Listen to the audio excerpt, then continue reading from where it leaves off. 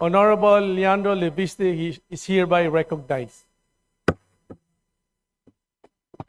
Distinguished colleagues, ang boto ko ay no, hindi dahil perpekto si Congressman Barzaga, pero dahil questionable para sa akin na minadali natin itong desisyon dahil ngayong hapon lang natin nakuha ang committee report na ito at si Congressman Barzaga lang ang sinampahan ng kaso ng Committee on Ethics.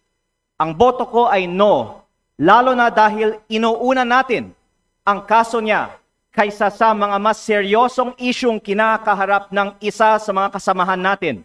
Isang kapwa kong Batanggenyo na nandito ngayon na bumoto sa kaso ni Congressman Barzaga.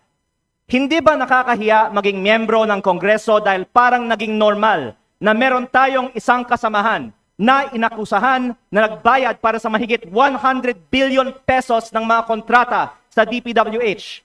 Para bang tinatanggap natin na normal lang magkaroon ng kasamahan na iniugnay sa pagnanakaw ng bilyong-bilyong piso na hindi iniimbestigahan na ng Committee on Ethics, Public Works o Infracom, samantalang inuunan natin ang kaso ni Congressman Barzaga, habang hindi man lang natin pinaglalaanan ng masusing atensyon ang mas mabigat na aligasyon, lumalabas na parang okay lang magnakaw sa Kongreso.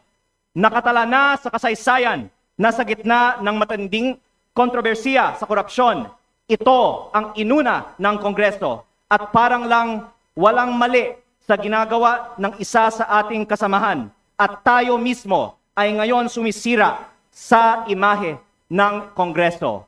Mahiya naman tayo.